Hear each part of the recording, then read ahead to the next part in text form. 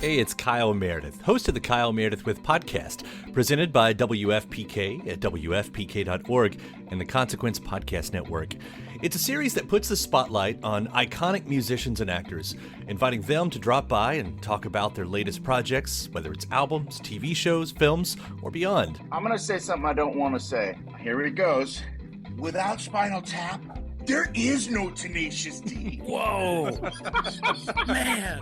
We get great stories and the biggest scoops from people like Garbage's Shirley Manson, the 1975's Matty Healy, Jack Black and Kyle Gass of Tenacious D, Maya Hawke, Kiefer Sutherland, and everyone in between. New episodes arrive every Monday, Wednesday, and Friday, so it's a great way to keep up with your favorite artists and discover some new ones. You can find Kyle Meredith With on the Consequence Podcast Network or wherever you get your podcasts.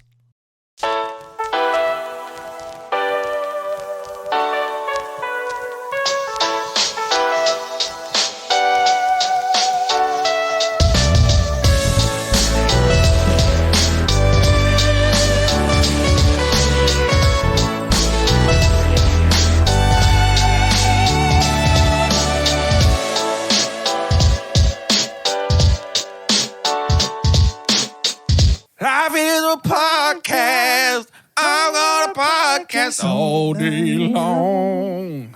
Merry Mini Monday, Chunkies. I'm Carter. I'm Doge, and life's like the road that you podcast on. You're one day here and the next day gone.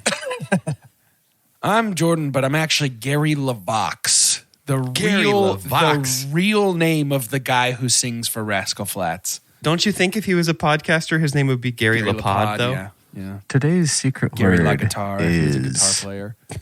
lemonade. Gary La Bank Teller.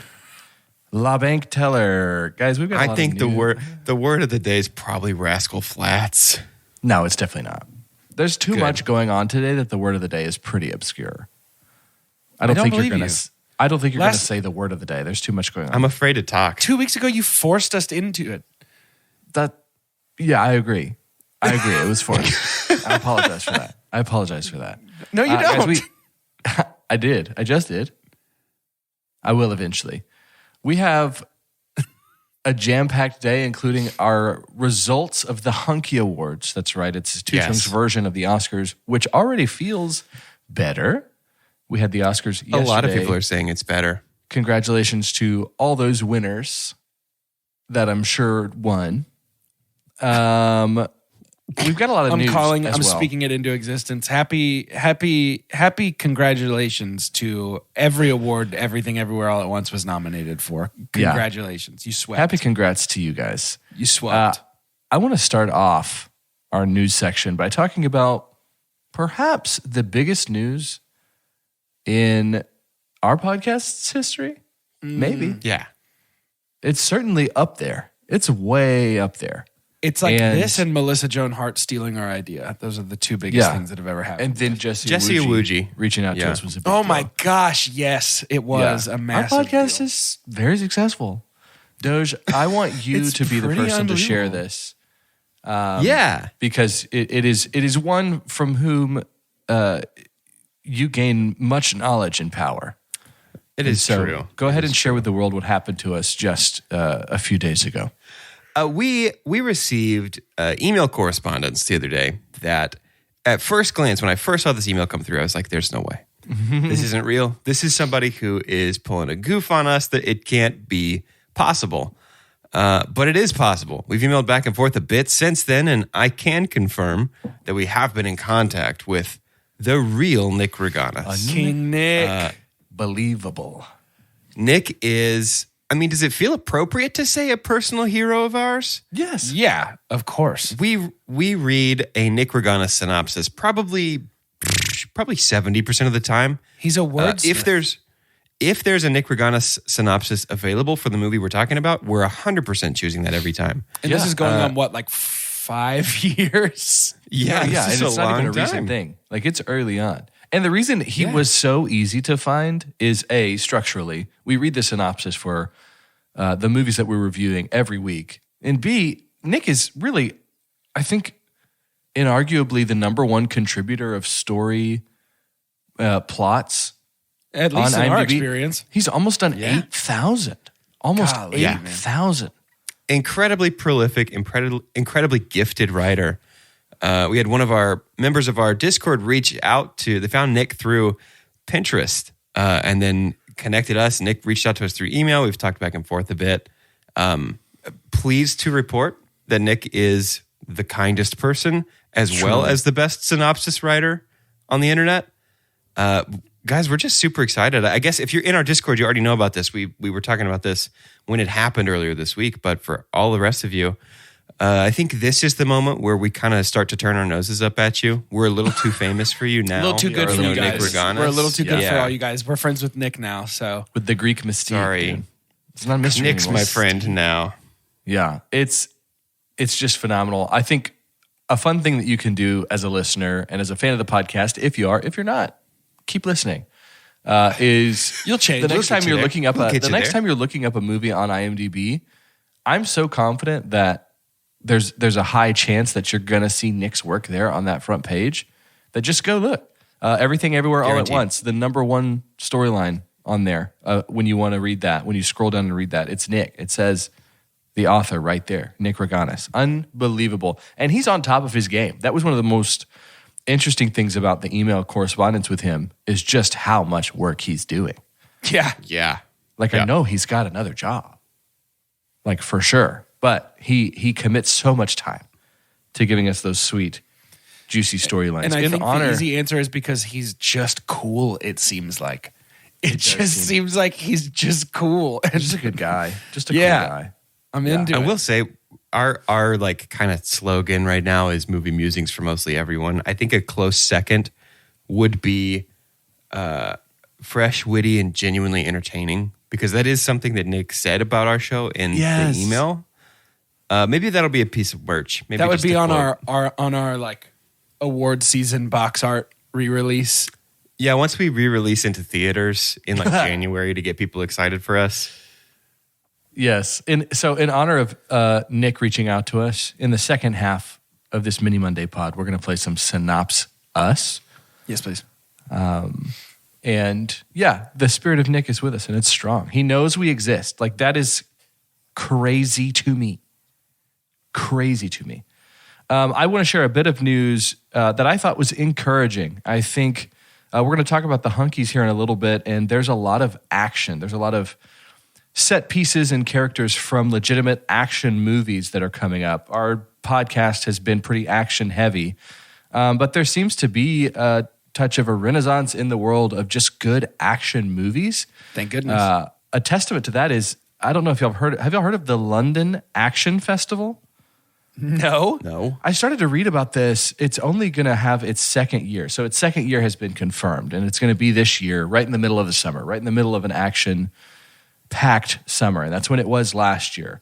And obviously they do that because a lot of summer blockbusters are action-heavy. But Top Gun Maverick has been a huge part of bringing action back to the screen. But let me read just a little bit about what you could expect from an action festival in London. One of the biggest names there is McTiernan, John McTiernan. There's an enhanced screening experience of Die Hard with John McTiernan. This is what happened last year.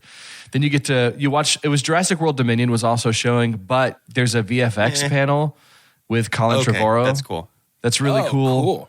Yeah. That's cool. And so there was, you get to sit down with some stunt coordinators, director Damian Walters. There's a screening of Predator and Con Air, followed by panels with McTiernan and Simon West. One of the most popular events at the festival was Friday Night Showdown, a variety show featuring McTiernan, Hardy, and Edgar Wright, with live music from James Bond composer David Arnold. Okay. What? So, What? yeah, it is. They're doing so like a sick. festival around this. And McTiernan was quoted saying, and this is the reason that I even dove deeper into this Variety article. He said, art, in quotes, art movies are often just plays. Action movies are movies. I love that quote. Ooh. How do y'all feel about that? I want to ask you. Ooh. We talk about this a lot in some movies. It's like, we loved it because it kind of felt like a one act. It did Play, feel yeah. playish. Ooh. And is that even a slight to a good artsy movie? It sounds like it was trying to be. It doesn't hurt my feelings, though. I think, No. yes. I mean, it's they I think I McTiernan. agree. It's trying to be. They are slotted completely differently Yeah. in my head. Like I would, I don't know. It's kind of the same way I feel about music, right? Like I am going to listen to Carly Rae Jepsen for a completely different reason than I'm going to listen to like Lake Street Dive or something. Like they're scratching two different itches, meeting two different needs. They're both music and I enjoy them both, but sort of for different reasons. And that's how I feel about this conversation is like, I love the Banshees of Inisherin for a completely different reason than I like John Wick 2, but I do like both of them. Yeah. Sure. Sure. But yeah, I mean, I think obviously what he's action getting rules. I think what he's getting at is how, I don't know, because I agree with him. I think that the like art movies definitely are always plays. I don't know that I would say that action movie is what a movie is. You know what I mean? But there is that difference of like, it does feel weird to think of sitting down with a big old bucket of popcorn and a giant Coke to watch Marriage Story, right? That feels like it's like a Jurassic Park snack. That's not a Marriage Story snack. Definitely not You know a what I Marriage mean? Story snack. Yeah. Yeah. So you're drinking something bitter on that one. Right. There's rumors around and semi-confirmations as to who's going to be involved with the Action Festival for its second year. But it's very likely going to be built around movies that are being released during this summer, meaning Fast X, Kandahar, Transformers Rise of the Beast, Mission Impossible Dead Reckoning, and Indiana Jones and the Dial of Destiny. So just... How do we get invited to this? Yeah. I think it just feels Nick? like it's going to have an Hey, overall Nick? fun Can you help night. us? Nick surely must know. He's much closer to London than we are. That's for sure. Yeah. But I just thought that was really cool. And I'm looking forward to that. And it feels like, too, with them talking about Kandahar, I believe Kandahar is another movie similar to the vein of RRR. So, Fine. Give it to me. No. I'm sorry. It's not. CIA operative and his translator flee from special forces in Afghanistan after exposing a covert mission. It's Gerard Butler. I'm going to be honest. Gerard Butler's kind of a red flag for me in a movie that it's not going to be super great. So, Well, wait. Actually, I feel like that couldn't be less like RRR. because it's got Gerard Butler. Gerard Butler. Ew. Gerard Butler.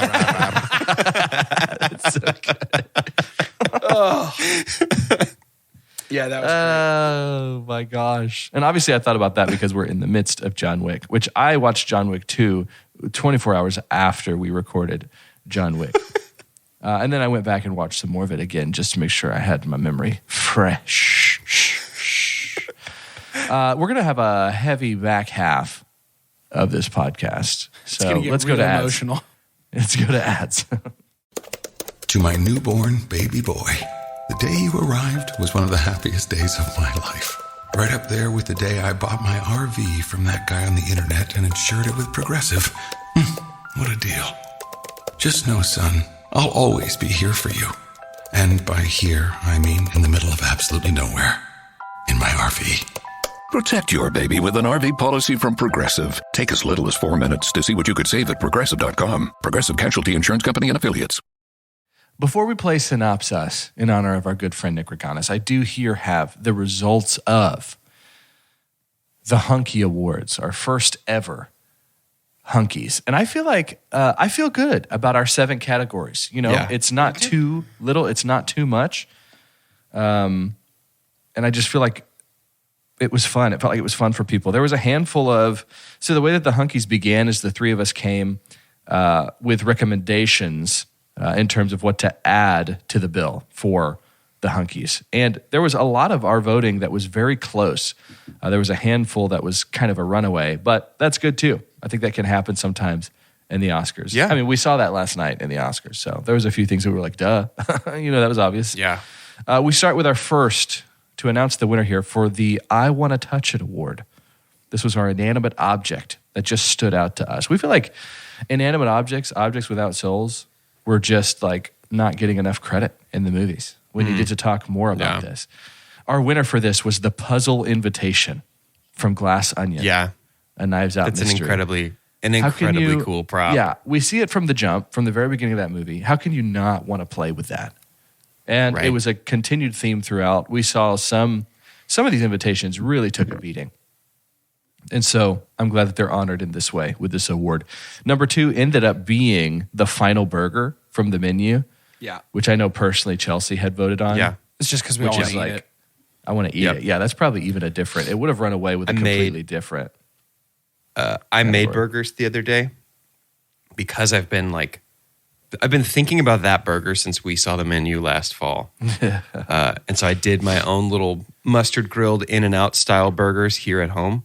Let me tell you, it was delicious. And I decided actually not to kill everybody after I ate it. So it was just like that burger. See, I sort of think that's where a lot of the best flavor comes from, is the not killing. The killing people at the end? The not killing marshmallow. people. Oh, yeah. It's the choice to abstain from violence that causes the meat to be tender and delicious. Because if you marshmallow all of your enemies, it's not going to taste as good. They're going to get their particles in the smoke in the air, and it's going to ruin the umami profile of your burger. Wow. You're the real deal, man. It's the fastest I've ever gotten bored, which is fun.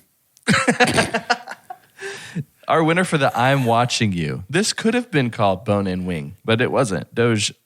Thank God. Held back. Thank God for that. I'm kind of sad. Bone and Wing found its place, though, in Two Chunks canon. So that's true. It found its place over there in Box Office Ball. One of our conferences is called the Bone In Conference. And everybody's thrilled about that. Everybody's thrilled about it. I'm Watching You, which is someone who's on the come up, right? Either they've had some sort of renaissance, they're on their way back. Ethan Hawke was in this category, but then we had a lot of youngsters. We had a lot of people that maybe we were being exposed to in a big way for the first time. And Joseph Quinn is our winner. And it was by a long shot. Yeah, buddy. He also feels a little bit like the spirit of Two Chunks in a way. So I was not surprised. Handsome and kind. Quinn. Yeah, very pretty rock handsome, and roll. kind. Parents think that he's satanic. Yeah. Probably does drugs. But I was really excited to see him win.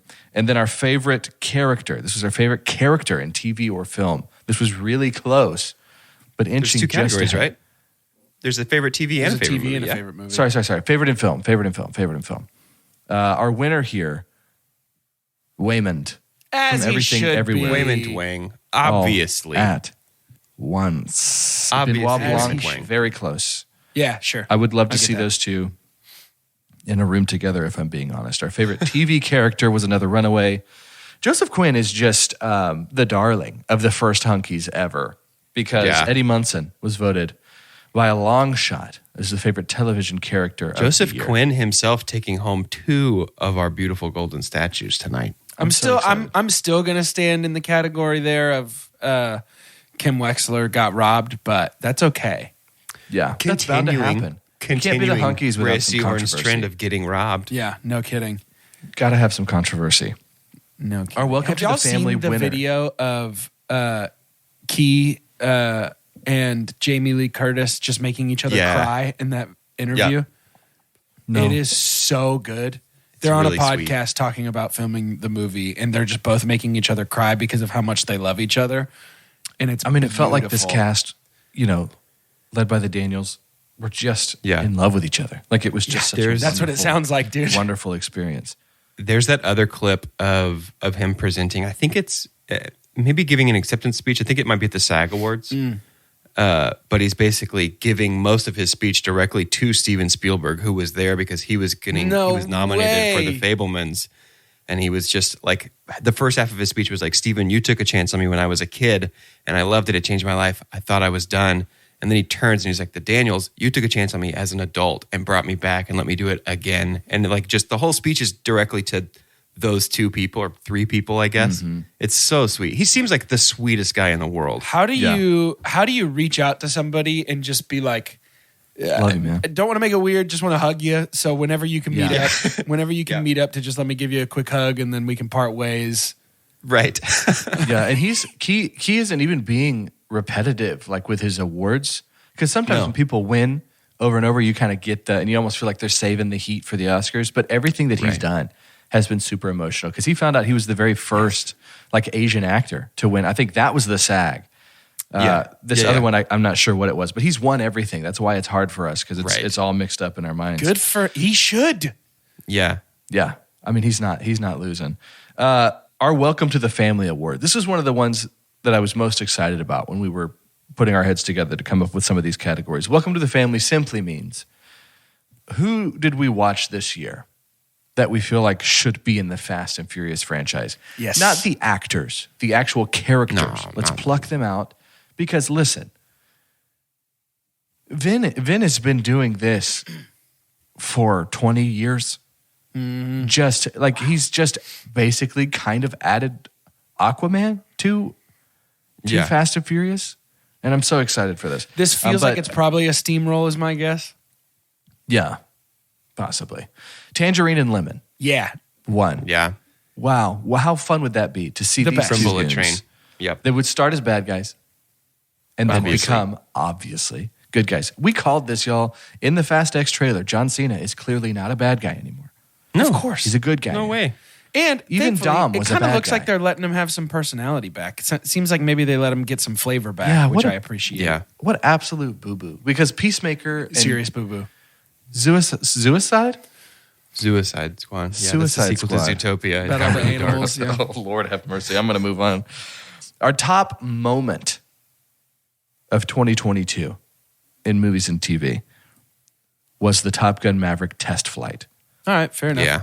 That, I felt like just a character in the movie watching that happen. Mm-hmm. I was reacting how everybody else was reacting. I need to rewatch. I loved that movie. Was completely epic. I loved it so Super much. cool. And then last, but not least, I didn't want to say that. I hate how that. Everything Everywhere All at Once is our buy the poster for the year. Yes, this was obviously. the movie Obviously. of the year. And Might be my poster for the decade. Honestly, I can't think of It's up something. there. I remember like well after I had seen the movie, Doge texted me about him seeing the movie and I got emotional for him. Because he was basically just talking about like, hey man, it's just about being kind. Are you I'm serious? different now. Hey, I'm different. Like when I tried to explain this movie to people, I was like, listen, my movie watching experience of Everything Everywhere All at Once was, hey, this is wild. I don't think I'm going to get it, but boy, is this fun. I already found myself like wanting to recommend it. But then they actually tie all the loose ends in such a beautiful way right at the end. Yep. And it's so simple. It went from being so complicated to so simple that I was like, oh my God, this is one of the greatest movies that I've ever seen. I have a feeling it took home a statue last night, which might mean that we end up doing a little epi about it. So I'm going to save a lot of my thoughts about that for hopefully something a little more formal. Or if it didn't win the Oscar for Best Picture, we could start our own shadow Oscars and we could say, you know what? The We're reviewing shadow it because Oscars. it won the Hunky for Best Picture. Hey, bud, we literally just finished starting our own shadow Oscars. Well, I'm going to do my shadow Hunkies then. Oh, okay. All right. Where I This is an announce my own categories. underground community. It's under the underground. It's a subterranean movement. Oh, guys, let's play a bit of Synopses. Today, sponsored by, without him knowing, Nick Riganas. I'm sure he'd be willing to sponsor Synopses. What I want to do is use some movies that were really popular in our first ever Hunkies. If you haven't heard of Synopses before, I measure the brilliant minds of Jordan and Doge against the actual synopsis on IMDb. It's as if they have their hands tied behind their backs. We're making it more difficult in that we have to show their hive mind. They go back and forth with a word each time. I'll usually give them how many names are in the synopsis so they can have a bit of direction there. But we're going to start with Everything Everywhere, All at Once. There are, you have to guess first, sorry. How many names do you think are in here? This could be names of place, One. names of person. I think 1. 0. 0 is correct. Jordan, you'll start us off. Everything Everywhere, All at Once. And it's one sentence. A. Woman. No, incorrect, I suppose. Actually, explicitly correct. Explicitly I've seen the correct, movie. yeah. Discovers Her connection. to The alternate universes. I was bump set spiking you for multiverse for 2 words in a row. I was You know the thing the movie versions. the thing the movie's about. No, I was hoping you'd say versions, alternate versions. Discovers the alternate versions. Universes. Discovers the alternate universes surrounding There it is. Her. own While attempting to file her. taxes. Period. That was good. I'm That's happy good. with That's that. fun. I'm happy with that. That's good. Your synopsis for Everything, Everywhere, All at Once. A woman discovers her connection to the alternate universes surrounding her own while attempting to file her taxes. Hey, I love that. might be that's best. really good. That might be best That's really attempt good. from us. Proud. That's good. Proud. I Because felt, I have you know what? to. I felt a hand on my back when I looked, and there was one set of footprints in the sand, and it was Nick carrying me through synopsis. Oh, because I legally have to. I'll read the actual synopsis on IMDb. A middle-aged Chinese immigrant is swept up into an insane adventure in which she alone can save existence by exploring other universes and connecting with the lives she could have led. Was that Else is Nick? better. Real talk. No, Nick's is longer. Good. He We would usually never has be better. We would longer never ones. be Do you better want me than to read Nick's? Would that be fun? Actually, His yes, is right I here do. next. Actually, yeah. With her laundromat teetering on the brink of failure and her marriage to wimpy husband Waymond on the rocks, overworked Evelyn Wang struggles to cope with everything, including tattered relationships with her judgmental father, Gong Gong, and her daughter, Joy. She must also brace herself for an unpleasant meeting with an impersonal bureaucrat, Deidre, the shabbily dressed IRS auditor. However, as the stern agent loses patience, an inexplicable multiverse rift becomes an eye-opening exploration of parallel realities. Will Evelyn jump down the rabbit hole? How many stars are in the universe? Can weary Evelyn fathom the irresponsible force of possibilities? Can weary Evelyn fathom the irrepressible force of possibilities, tap into newfound powers, and prevent an evil entity from destroying the thin, countless layers of the unseen world? Wordsmith. Pardon, I just hadn't read Irrepressible out loud but once in my life, so Not Nick twice. has access to things that I don't. Phenomenal. Phenomenal. Next up, let's do Bullet Train. Ooh. How many names in here, my friends? 1. 0. Correct again. Jordan, you want to start us off? 1 sentence. Bullet Train. I don't Bullet know. Train, by the way, y'all, this was one of the earlier... it's been a bit since we reviewed this movie. If you haven't, see Bullet Train. This movie owns. Yeah. It was great. It's super good. It was great. It got some pretty bad reviews, which was so Boo. silly. This movie is silly in the best way. It is bad to the bone in the best way. Yeah. And it's full of charm. Very charming. Massive amounts of charm. Very charming. Can I say it? One of my favorite Brad Pitts. It's up there. Ladybug It's up was there. awesome. I haven't thought about that. That's irresponsible to just say right now. Just throw it out there. But I think after thinking about it, I might land there. The elder from this movie, I think that's his character's name, the elder, the guy with the cane, is in John Wick 4. Mm-hmm. And Donnie Yen. Mm-hmm. Which is... He's in Donnie Yen? He's Take him to the hospital. You're silly. All right, let's Thanks. synopsis us. Bullet Train. Yeah. Josh, I'm going to let you go first. I went first last time. Anne. Assassin With a bucket hat attempts to survive the... train. I want to say period so bad. That's fine.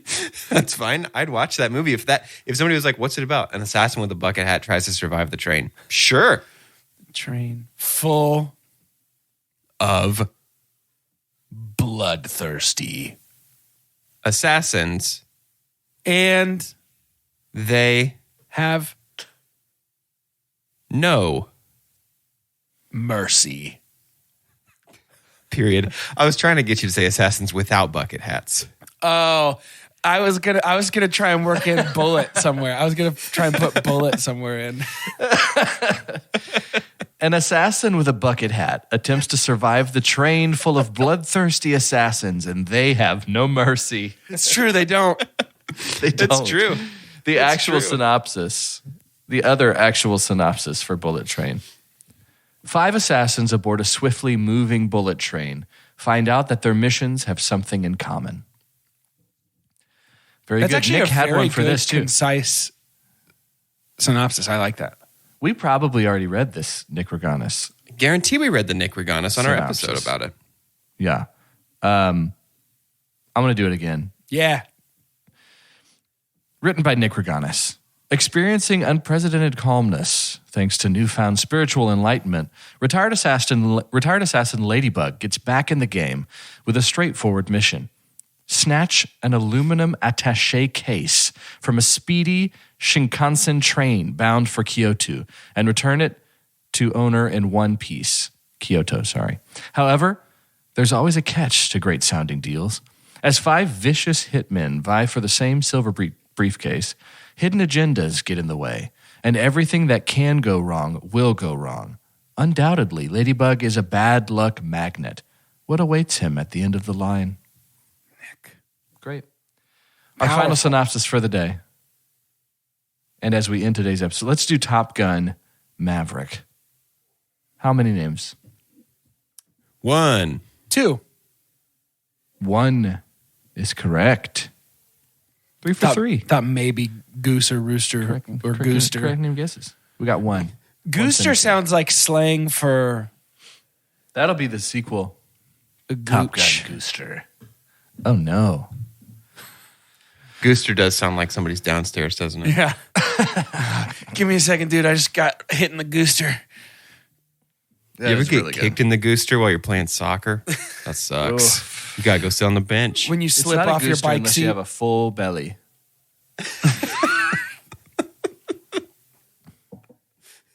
Does you go again? You got that one right. You earned it. Navy. Fighter. Not the. I would say not the color, but the club. I was debating between. Never mind. I don't want to give you what I want the next word to be. I was debating between 2 words. I went with fighter. Pilot. Maverick. Is. Thrust. Back. Into. Action. After. His. Past. Period. Okay. Navy fighter pilot Maverick is thrust back into action after his past. That was a give up. I've seen it. I've seen the look on your face before. That was a give up. We can keep going. We can undo the period. We can backspace. No. We can Can't white undo a out. period, dude. Can't undo a period. I've been to Top fifth Gun grade health Maverick. class. Oh my God. Top Gun Maverick.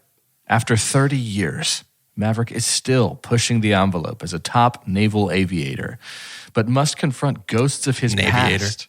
Nice. Ghosts of his past. Oh. Yep. When he leads Top Gun's elite graduates on a mission that demands the ultimate sacrifice from those chosen to fly it. Now we have Nick Riganas' Please. Top Gun Can Maverick. guarantee we read this one as well. I love that this game right now is just an excuse to read more Nick Riganas content. Same. Makes me happy. This is the most NPMs we've ever had on an episode, I think. We got a After high more- rate of Nicks. Yes. After more than 30 years of service, military awards, medals, and decorations for extraordinary heroism in combat, distinguished U.S. Navy Captain Pete Mitchell call sign Maverick, finds himself exactly where he belongs. His name's pushing the Pete? limits. Isn't that weird? Pushing the limits as a top test pilot. Come on, Pete. Having I spent think years, Pete. Infinite monkeys with infinite typewriters in my brain would never have landed on Mitchell as his last name. I don't remember his real name at all. Pete Mitchell. They call him PM because he puts you to sleep. Nice. Having spent years avoiding promotion after the events of Top Gun, Maverick must now confront the ugly past and an uncertain future while tasked with training the next generation of elite fighter pilots for a nearly impossible suicide mission. As the veteran naval aviator prepares the brilliant graduates for the top secret assignment, stretching the rules to the breaking point, Mitchell has to face an equally critical challenge: navigate through an uncomfortable relationship with a hotshot lieutenant holding a grudge. Can Maverick and his top guns perform a miracle, give the enemy hell, and come back home in one piece? I do like when he ends with a question. Yeah, it makes when he me ends with a want to question. know the answer. Does Top Gun Maverick, am I right in remembering that it opens with, is it Won't Get Fooled Again? Yes. That is Because that's what's playing. That's the score for the test flight a when he's flying the experimental plane. top 5 moment in theaters for me is when the scream from Won't Get Fooled Again and the thrusters activate at the same time in that Yep. opening scene. It was one of those moments. Sometimes it happens for me where I'm in a movie theater or I've just sat down and hit play on something I've rented on Amazon or whatever. And within the first couple minutes, I'm like, yep, Yeah. I already know. That was one of those moments. That was like the docking scene in Interstellar when you have to match the rotation just to dock the ship back on the orbiting piece of the ship, where it was just like, I'm watching a machine do something. I'm watching machines do cool things. Like this is the equivalent of me as a kid watching a tractor, watching like a backhoe or something. Totally. But I'm getting emotional in the movie theater. Like this is the coolest thing I've ever seen in my life. That was me. That was me during the 3-minute like trench run scene. Yeah. Yeah. The actual one or when he did it imaginary? Well, when he proved to them Yeah. that it the could imaginary, be done. yeah. When they were Yeah. like, no, he's really out there. Sorry, it's not Sure, the but he's not like actual- actually flying the Yeah, yeah, mission. yeah. He's Right, not on when he's the actually track. flying the real Yes, mission. but it's the Yeah. part where they're like, wait a minute. Wait, somebody's out there right now. And it's him. Yes. Oh, dude, I just got Yes. chills imagining It's just it right full now. of tropes, but it still did it so well. Like the best you've Right? ever seen it done. It's so Phenomenal. good. Do you know why though? Because it's real pilots and real planes pulling real G's, and I think you can tell. Do you look this up every time? 100% think you can tell. No, I just No, think it's you ingrained in can. his memory. I just think you can tell. I'm always every day of my life I'm looking. Is there any real pilots around me pulling real G's in real planes? And there's usually not. The worst part is There's when you get hardly real ever. pilots pulling fake G's in real planes or fake pilots pulling real G's in fake planes. They're just like, whoa, it's so fast. To end They're today's like, episode. wee. I'm gonna pass out. Ooh. No, that's fake G's, and you know what? You can tell. You can tell. To end today's The episode. word of the day was G's. It was lemonade. We didn't have time. I didn't want to put y'all through that. You're welcome. Good thing we didn't To talk end about today's Beyonce. episode, I'd love to have your name and give me a worse name. Try and be worse. Give me a worse name for Maverick than Pete Mitchell. Ooh. Worse name. I'm Carter, and worse name for Maverick than Pete Mitchell. Renee Williams. Yeah. Pretty tough. Is he French? See. Oui.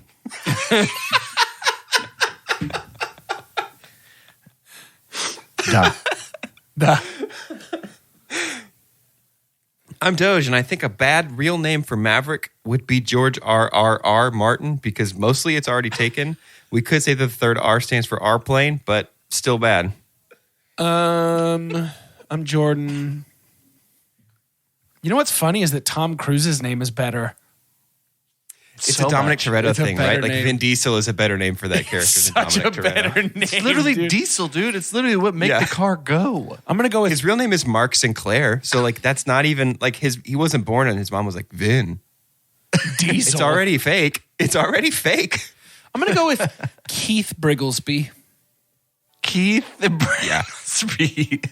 Keith Maverick Brigglesby.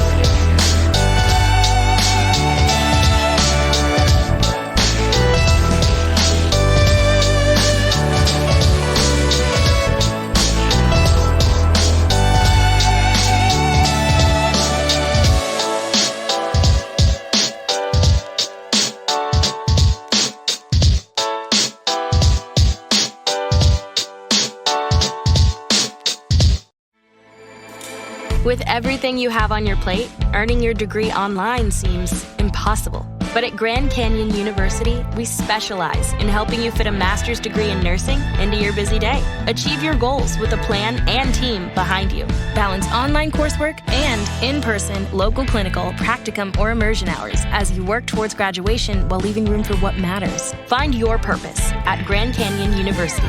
Visit gcu.edu.